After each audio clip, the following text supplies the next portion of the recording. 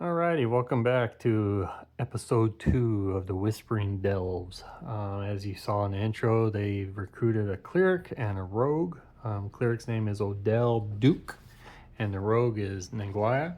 I'm using this printout here for the player sheets. It's pretty cool here, a little bit more detailed. As you can see, Odell, the cleric, has got light armor and he's carrying a mace.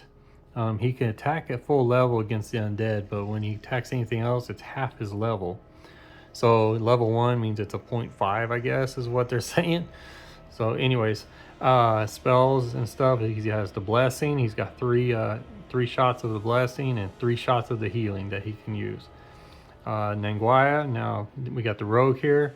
Nanguaya, he's got life of 4. His defense is a plus level. His attack is a -1, and the reason why is because rogues carry daggers, so it's a light hand weapon, and that's a -1 attack. Now, rogues carry rope, and they can unlock picks, and they can sense traps too, so it'll be nice to have. He's got light armor, so he also rolled for 10 gold too. I was going to do this on the video, roll these 2 guys up, but then I was just like, we'll just go ahead and roll them up and get him here, so don't want to make this video too much longer. So anyways, if you've seen episode 1, which is mainly me explaining the whole thing about 4 Against Darkness, pretty much halfway, 3/4 of the way through the video, is my first time playing 4AD, and it ended up being horrific. Fennick, who's the leader of the group, that's what the Fennick's Delvers is the name of the group, him and Jen end up going into a room, and we rolled up a boss right off the bat, Medusa. And she petrified Fennick and Jen. So that means the barbarian Rowan and elf Sheila, they returned back to the tavern and they started recruiting, and that they needed a cleric, and then they got a rogue on the way. So we're going back doing a rescue mission here to see if we could get Fennick and Jen. Medusa will be there waiting. Okay, first they have to make that hex crawl through Brindle Forest like they did in the last episode. So I'm going to use the Woodlands area content table. This is from the Crucible of Classic Critters. It's a supplement of 4AD. And so I got to roll a 2d6 and see where we're at. Again, I'd ask if you guys can maximize your screen, or if you guys can see it just fine. Try to get everything all in one screenshot here. I hope this is working out. So we'll go ahead and do 2d6. And we end up with a 3. So it's a hunted. Spin 1 clue or double the number of monsters in your next encounter with minions or vermin. Ouch. Okay. We do not have a clue. That sounds right though, huh? But so we're gonna have to double the number of monsters in your next encounter with minions or vermin. So double the minions or vermin on our next encounter inside the dungeon. So I got that noted. So anyways, right now we got to face Medusa, and we'll see what we do from there on out. So alrighty, off to the Whispering Delve. Okay, we are back into the dungeon entry here. Remember, there's nothing in the first room here. We're safe in this room, but this is where we went through this door here, and hello Medusa. We got Fennick and Jen right here, petrified. They would be right here as we enter, because that's exactly what happened. We went through the door and zap zap. We were able to withdraw out, not flee, but withdraw. That's why Medusa's still here. And it was one of these big large rooms with a door here and a door over here. This is the order I have them in the corridor, but since we're going straight into a room, they obviously could be out across, but that's where we are at. So we're gonna go ahead and go into this room here, and all of us have to do a saving throw of a 4 or higher so we don't turn to stone. Alrighty, I have a red die for Rowan, green for Sheila, orange for Odell, and I'm gonna use a white for Nanguea. I don't have a blue 6-sided die. I'm gonna play it smart. I don't know if this is that smart, but last time we obviously just went in guns a-blazing and decided to fight. I'm gonna go ahead and roll her d6 and we're gonna do a reaction. A little nervous because when I do that, we forfeit our first attack. Go ahead and see what happens here. Roll d6 and it's a 4. For Medusa reactions, 1 is bribe, 2 is quest, 3 to 5 is fight, 6 is fight to death. So it looks like Medusa wants to fight. Now she gets to go first here, obviously. All characters at the beginning of the battle must save versus a level 4 gaze attack or be turned to stone. So I guess I do that first and then she attacks. Okay, we're gonna roll with that. Let's avoid the gaze. We all need a 4 or higher. Ooh, what do we get? Oh crap, Rowan passed, Nanguea passed, and Sheila passed, and the one dude that we were looking for to bring over here with blessings did not pass. This really sucks, man. We're gonna go ahead and keep going. I will put Odell right here. He's stoned. The dude that was supposed to unstone the other dudes is now stoned, so that's now Medusa will attack, and let's hope we defend and have a chance to fight back. Okay, we have to roll a 5 or higher. Medusa has a level 4, so has to be higher than her level on defense. And okay, Rowan passed. Nanguea rolled a 1 and Sheila rolled a 1, which means they each lose a life point. So going from 5 to 4 and 4 to 3. Now it's our turn, finally. We got hit 4 or higher. And Rowan's got a hit, and that's a 5 plus his level, so he hit on a 6. That's higher than the level 4, so that knocks Medusa down to 3.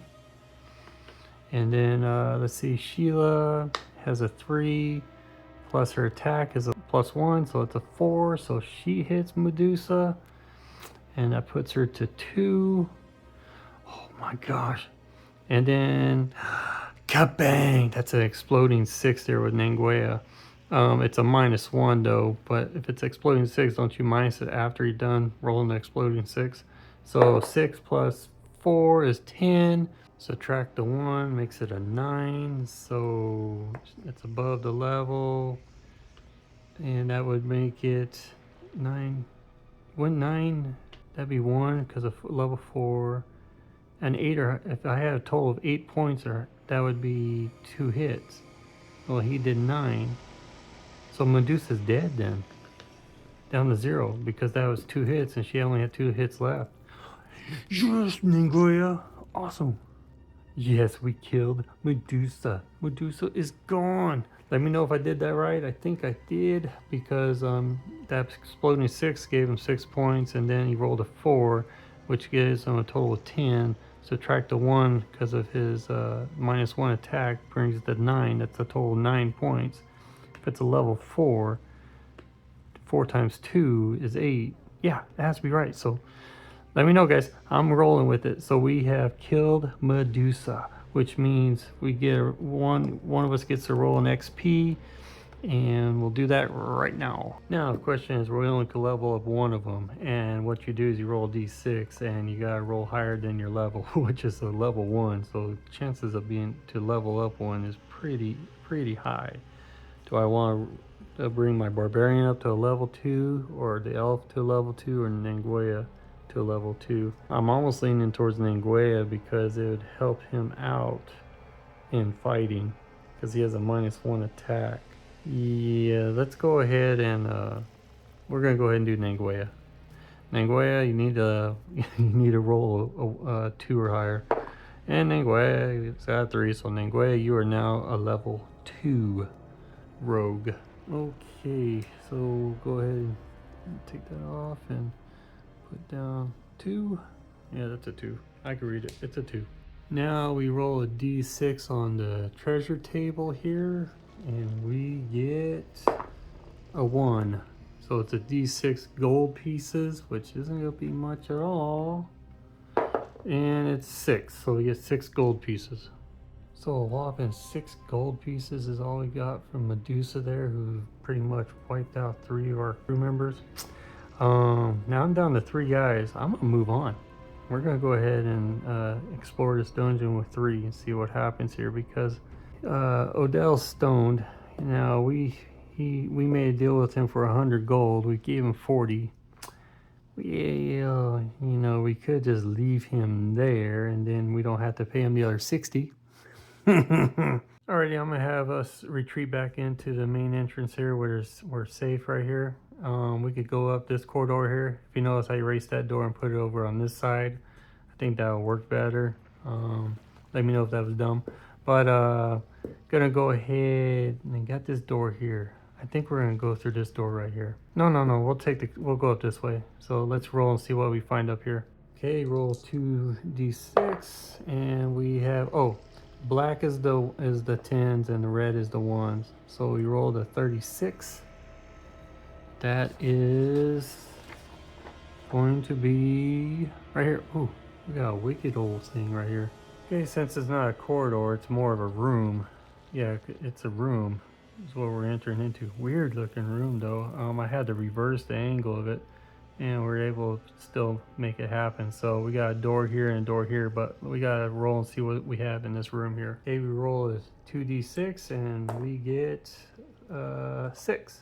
Okay, 6 is roll d6 for the vermin table. Vermin is, we rolled a 2, so we are 3d6 vampire bat. How many bats do we get? Oh my gosh. 11, 12. Eesh. Alrighty, I got some 12 millimeter dice, which will be handy here since there's 12 vampire bats. Go ahead and place these dudes right here.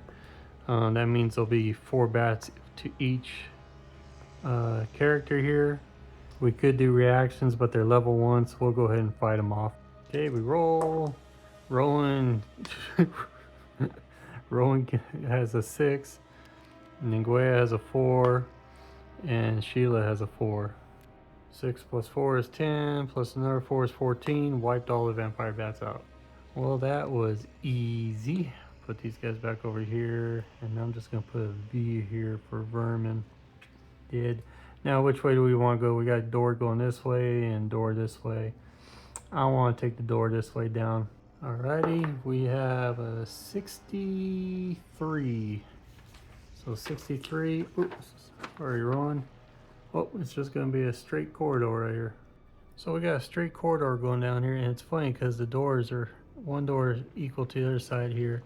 So we already know where this one's going, but we're going to roll, see what's in the corridor.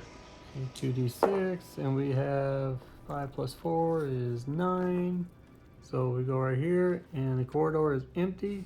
It says we can search. All right, if we search in a corridor, it's a -1 on the roll, and that's what we would get 1 through 6 there. Should we do it? Do you think that we might hit a wandering monster? Let's do it. We search, and it's a it's a 2 -1. It's a 1. We encounter a wandering monster. Oh crap. Okay, roll a d6 and we get a 2, which means we encounter some more vermin.